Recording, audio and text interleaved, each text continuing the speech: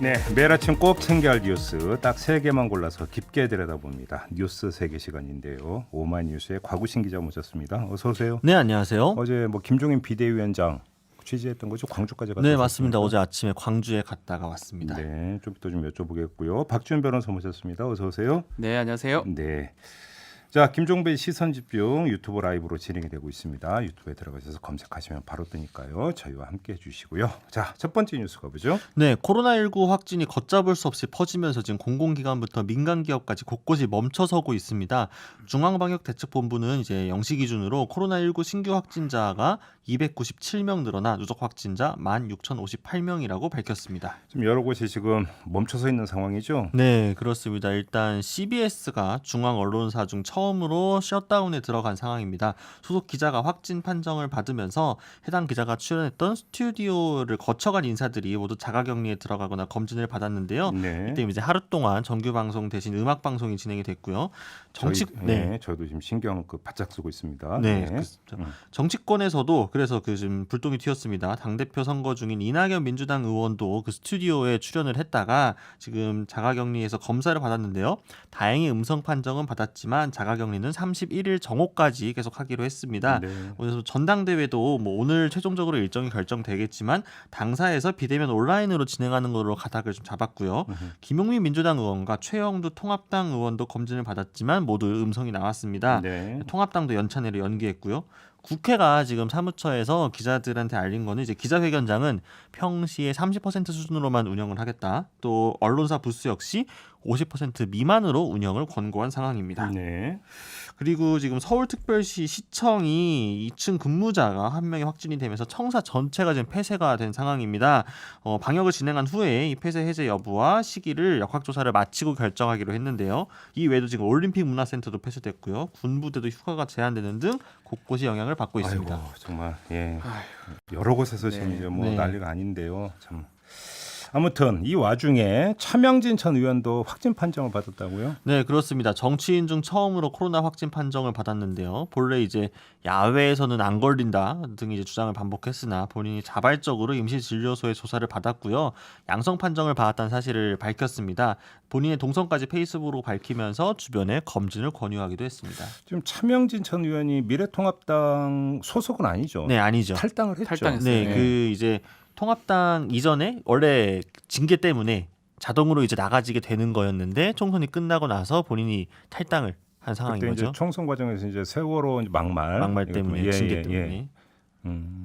그런 상황이고, 그럼 뭐 통합당 같은 경우는 우리하고는 상관없다 이런 모드인가요? 그렇죠. 그러니까 통합당이 지금 기본적으로 거리두기를 하고 있습니다. 네. 김은혜 대변인의 이 과정에서 뭐 호적 운운했다라고 잘못 뉴스가 나가면서 뭐 추후에 공식적으로 수정을 하기도 했는데요. 호적 얘기가 뭐예요? 그러니까 이제 호적에서 판 인사. 그런 식으로 표현을 라고 김은혜 대변인이 말을 하지 않았는데 그렇게 아. 했다고 뉴스가 처음에 잘못 나갔었습니다. 예. 아무튼 그 과정에서 그러니까 어쨌든 통합당은 이미 나간 인사인데 이 인사하고 계속 엮는 거는 지나친 정치적 공세라는 입장을 갖고 있고요. 근데 지금 차명진 전 의원뿐만이 아니라 민경우, 김진태 등 전직 의원들이 광화문 집회에 계속 결합하고 공개적인 발언을 하고 있기 때문에 네. 좀 곤란한 상황을 갖고 있습니다. 뭐 그래도 사실은 뭐 미래통합당 인사들이잖아요. 뭐 또 민경호, 갔었고요. 김진태 전 의원은 두 사람은 뭐 당 미래통합당 소속이잖아요. 그렇죠. 소속 전직 의원들이니까 네. 사실 통합당 난감할 수밖에 없을 것 같아요. 또 거리두기 안 할 수도 없는 거고요. 음흠. 그렇다고 또 아니라고 할 수도 없는 거고. 네. 또 차명진 전 의원 같은 경우는 뭐 상당히 좀 실망한 모습도 있고. 여기서 이제 우리가 거리두기란 표현이 나오는데 분명해야죠. 이건 사회적 거리두기가 그렇죠. 아니라 정치적 거리두기. 예, 정치적으로 거리두기입니다. 예. 그렇죠. 예. 지금 뭐 김문수 전 지사까지 구설에 휘말리면서 계속해서 악재들이 지금 겹치고 있는 상황입니다. 뭐 김문수 전 지사도 미래통합당 소속이 아닌 걸로 제가 알고 있고. 지금 아니죠. 예. 예. 아무튼 차명진 전 의원은 좀 반응이 어때요? 본인 페이스북에 아내에게 쓰는 사과글을 올렸는데 그 내용을 좀 보면 우리 편이란 사람들은 인한국에 다 어디 갔고 25년 몸담았던 미래통합당에서 대놓고 그 사람은 이미 우리 당 아니다 소리 하는 거 보고 당신이 무슨 생각했을까라고 지금 서운함을 표현을 했습니다. 네. 특히나 좀 가만히 숨죽이고 있다가 이참에 8.15 집회 저주를 퍼부는 자칭 우파들은 또 뭐냐라고도 힐난했습니다. 알겠습니다. 아무튼 지금 방역이 최우선인데요. 그렇죠. 지금 곳곳이 뚫리고 있어서 정말 걱정인데 문제는 그 추적 조사도 지금 원천적으로 네. 좀 한계가 있다는 게 지금 문제 아니겠습니까? 네. 광화문에 왔던 사람들 뭐 전원 추적이 사실상 네. 현실적으로 어렵다는 어렵습니까? 이야기가 나오고 있으니까 이게 전국적으로 다 퍼져나갔을 가능성을 지금 배제할 수가 없는 거잖아요. 네. 정말 걱정입니다. 자, 두 번째 뉴스로 넘어가죠. 네, 김종인 통합당 비상대책위원장이 어제 광주를 찾아 국립 5.18 민주묘지 추모탑 앞에서 무릎을 꿇었습니다. 이날 무릎 꿇은 이유에 대해서는 기자회견에서 질문이 나오자 진심 어린 사죄를 위해서였다면서 다른 이유는 없다라고 말했습니다. 그러니까 그 입장을 밝혔는데 사죄문이 돼요, 제목이. 네, 그러니까 그 참배를 본격적으로 하기 전에 방명록에 글을 쓰고 나서 기자들 앞에서 준비한 원고를 먼저 읽었습니다. 네. 내용을 조금만 옮겨 보면요, 본인이 이제 80년 5월 당시 대학 연구실에 있던 이야기를 꺼내며 알고도 침묵하거나 눈 감은 행위, 이 소극성 역시 적지 않은 잘못이다. 역사의 법정에선 이것도 유죄라고 이야기를 했고요. 네. 또 본인이 이제 신군부 당시에 재무분과위원으로 참여했던 부분을 언급하면서 이건 이제 국보위 재무분과위원 얘기죠. 네, 그렇습니다. 예. 국민에겐 쉽게 용납하기 어려운 선택이었다라고 이야기를 하면서 사죄 말씀드린다고 이야기했고요. 네. 또 특히나 이제 광주의 비극적인 사건을 부정하고 5월 정신을 훼손하는 일부 사람들의 발언에 저희 당이 회초리를 들지 못했다. 그에 편승하는 태도도 보였다라면서 당을 책임진 사람으로서 진실한 사과 말씀을 드린다. 부끄럽고 또 부끄럽고 죄송하고 또 죄송하다 하면서 잠깐 뭐 감정이 북받쳐서 좀 말이 잊지 못하는 광경도 연출했습니다. 광주 시민들의 반응은 어땠어요? 제가 이제 예전에 황교안 전 자유한국당 대표가 광주 찾아갔을 때도 제가 현장을 갔었거든요. 아, 예. 네, 그때하고는 좀 확연히 분위기가 다르긴 했습니다. 항의하는 유가족분도 있었고요. 네. 환영하는 유가족분도 있었습니다.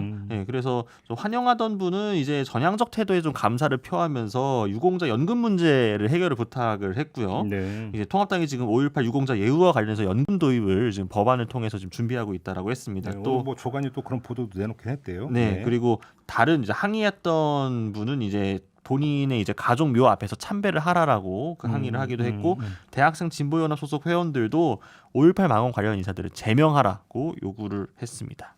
뭐 아직- 답변이 있었어요, 이거에 대해서? 아직 그 사람들은 지금 당에 있거든요.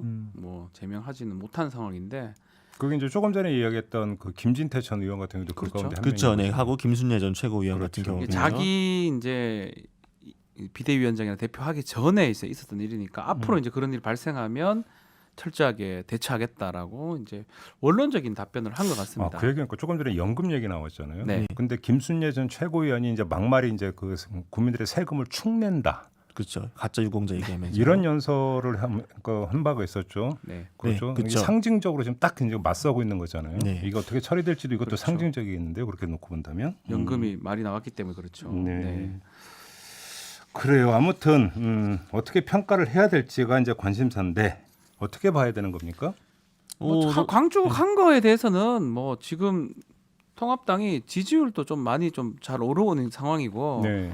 김종인 위원장이 뭐 그 판단 잘한 것 같은데 앞으로가 더 중요한 것 같아요.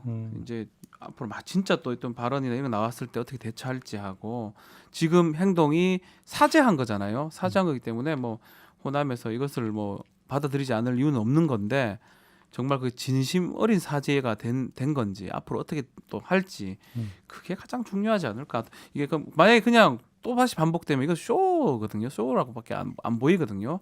그러니까 그게 아마 많은 국민들이 좀 지켜볼 것 같습니다. 그러니까 이제 김종인 위원장 개인은 이전에도 광주를 찾아갔던 적이 있습니다. 그러니까 2016년이었죠. 그때는 민주당 소속이었습니다만. 그때는 민주당 비대위원장. 네, 그로서 네. 광주를 갔었던 거죠. 네. 그러니까 김종인 위원장 개인이 지금 5.18 광주에 대해서 갖고 있는 뭐 진정성 그 자체에 대해서는 뭐 크게 의심하지 않습니다만 이 당 통합당이 가지고 있는 어떤 그 회귀 본능적인 DNA가 있거든요. 분명히 예전에 새누리당 시절에도 김종인 위원장이 그 당시에도 참여를 해가지고 비대위원으로 뭐 경제민주화라든가 굉장히 전향적이고 진일보한 것들을 많이 심어놨었지만 집권한 이후에 그 언제 그랬는지 완전히 사라지고 굉장히 수구적인 모습, 퇴행적인 모습을 많이 보여줬잖아요. 그러니까 광주 문제에 있어서도 지금 이 기조로 앞으로도 쭉 통합당이 갈 수 있을 것인가 이게 좀 중요할 것 같습니다. 이후에 이제 법안 처리라든가 향후에 또 과연 망언 등이 나왔을 때 어떻게 대처할 것인가들을 실제로 보여주고 증명해내면 아 정말 통합당이 바뀌었구나라고 사람들이 박수칠 것이고 그게 아니라면 아 역시 또 김정인 비대위원장 임기 끝나고 나니까 또 도로 다시 돌아가는구나 이게 되면은 뭐 어쩔 수 없게 도로 새누리당 이거 되는 거죠. 뭐. 그럼 아무튼 이제 정강 정책에도 담나는 거 아닙니까? 5.18 넣는다는 거죠. 민주화 정책은 이제 담는다라고 하는 거니까 이제 당 차원에서 이제 뭔가 어떤 전향적인 움직임을 보인다라고는 일단은 그 봐야 되는 문제인 네. 것 같고요. 이제 중요한 것은 이제 언행일치. 그렇죠. 뭐 지금 이야기하는 게 그거잖아요. 네. 실천으로 그럼 이어지느냐 그 얘기를 하고 있는 그것만 거지 보면 않습니까? 돼요. 이거 저어서 뭐 하는 거 다 중요하지 않고 네. 앞으로 어떻게 하는지를 딱 보면 이게 진짜 제대로 반성하거나 그 부분인지 알 수 있는 거거든요. 당 대표 혼자 사는 것도 아니고요. 당 알겠습니다. 자체가 돼야 되겠죠. 어제 그 이 광주 관련 단체 관계자들하고 이제 비공개 그 만남이 있었던 것으로 이제 저희가 파악을 해서 이 자리에 참석했던 한 분은 이제 저희가 잠시 2부에서 인터뷰를 할 예정입니다. 거기서 좀 어떤 속 깊은 이야기가 좀 오갔는지 더 구체적인 이야기가 있었는지 이건 인터뷰를 통해서 좀 들어보도록 하겠습니다. 잠시만 기다려 주시고요. 자, 마지막 뉴스로 넘어가죠. 네, 우리나라 가계부채가 지난 6월 말 1,637조 3천억 원으로 사상 최대치를 기록했다고 합니다. 이제 여기서 가계부채는 가계대출하고 이제 카드 대금 등의 판매 신용을 합친 건데요. 네. 한국은행이 발표한 2020년 2분기 가계신용 잠정 아니 추상에 따르면 신용대출 등 기타 대출 잔액이 지난 1분기 말보다 9조 원 이상 급증을 했고요. 네. 또 올해 1분기 1조 9천억 원 늘어났던 데에 비하면 5배 가량 더 많이 늘어난 겁니다. 금융위원회가 경고 신호를 보내고 있는 상황입니다. 그래요? 그럼 위험 수준이라고 봐야 되는 겁니까? 그러니까 지금 절대값으로 봤을 때도 이 6월에 3조 7천억, 7월에 4조 원 가량 늘어나면서 증가폭이 4월, 5월에 비해서 상당히 좀 늘어난 차이가 있습니다. 네. 또 상대적으로 소득에 비해서 좀 많이 늘고 있습니다. 명목 GDP 대비 가계부채 비율이 3월 말에 98.5%에서 그러니까 지난해 말에 97.9%였던 것보다 좀 많이 더 오른 거거든요. 그러니까 소득보다 빚이 더 빨리 늘고 있는 상황이다라는 얘기입니다. 소득이 주니까 빚이 느는 것일 수도 있죠. 그럴 수도 사실은. 있죠. 예. 그러니까요. 네, 그죠? 그렇죠. 한편으로는 어찌 본다면 이제 소득 대비 부채 증가 이거는 사실은 어찌 본다면 현실 입장에서는 네. 아무튼 좀 그런데 왜 이렇게 급증하고 있는가? 뭐 앉아서도 대충은 뭐 보이는 것 같은데 여러 가지가 복합적이라고 봐야 되는 거 아니겠습니까? 네, 그렇습니다. 일단은 이제 코로나19에 따른 생활안정 자금으로 빚이 많이 느는 것도 있고요. 그렇죠. 그리고 주택 시장에 대해서 긴급 매매 자금을 신용대출로 지금 마련을 하고 있는 것도 보이고 있습니다. 주택담보대출 잔액이 지난 1분기 말보다 14조 원 이상 증가했다라고 하고요. 네. 또 요새 빚내서 투자한다라고 해서 비투라는 말이 또 비투. 신조어라고 합니다. 아, 주식 투자 얘기하는 거예요? 네, 그러니까 증권사 신용공여 증가액도 7조 9천억 원 사상 최대라고 하는데 워낙 저금리 시대다 보고 소득이 불안정한 상황이니까 오히려 예. 신용대출을 받아서 그 대출로 주식 투자 등의 이제 투기 혹은 투자로 쓰이고 있다 이런 네. 지적도 나왔습니다. 가장 문제가 뭐 나머지 뭐 이렇게 긴급 매매 자금이라든지 뭐 생활 안정 자금이라든지 이 부분은 뭐 어쩔 수가 없는데 비투 이 부분은 조금 문제가 될 여지가 있다고 봐야 되겠죠. 지금 얘기한 것처럼 주식으로 이제 지금 옮기는 거거든요. 부동산에서. 근데 이거는 뭐 아주 안정적이라고 보기는 어렵기 때문에 이 부분이 결국은 가계대출이 증가되고 그게 주식으로 간다면 정부에서도 좀 걱정돼야 될 부분이 아닌가 아니 생각합니다. 그러니까 이제 부동산은 그러니까 시중의 어떤 유동성이 지금 뭐 차고 넘친다라고 이야기를 하고 네. 그래서 그 이제 흘러 넘치는 유동성이 부동산 시장이 아니라 주식 시장으로 물론 이제 가야 되는 갑니다. 거 아니냐 이 이야기는 좀 많이 나왔고 이제 그래야 된다는 뭐 대통령도 이제 그 비슷한 언급을 했던 걸로 제가 기억을 하고 있는데 근데 문제는 그 여윳돈이 그 주식 시장으로 가는 게 아니라 빚이 간다는 빚낸 돈이 지금 가고 있다. 여윳돈 가는 거는 뭐 상관없습니다. 가계대출 대출 받은 걸 갖고 주식으로 간다는 거거든요. 그러니까요. 그게 문제인 거죠. 예, 근데 문제는 그게 뭐 어떻게든지 간에 어떤 수입을 늘릴 수 있는 방법이 실물 경제에서 막혀버리니까 네. 결국은 어떤 주식 투자를 통해서라도 이제 어떻게 해볼까라고 네. 하는 심리가 또 계속 작동이 되고 있다. 이렇게도 읽을 여지는 있는 거잖아요. 네. 그러니까 지금 뭐 그러니까 방금 말씀주신 것처럼 금융시장에 뭐 건전한 자금이 들어간다는 것 자체를 뭐 그 지적할 이유는 없겠죠. 다만 그러니까 지금 일부 사람들이 소득이 노동으로 나오는 것이 아니라 빚을 내서까지 금융에 과도하게 투자를 했다가 자칫 금융시장이 불안정해졌을 경우에 그 여파, 2파, 3파로 왔을 때 그 시장 전체가 불안정해지게 되면은 그러니까 생계 자체가 어려진 사람들이 상당히 늘어날 수 있다.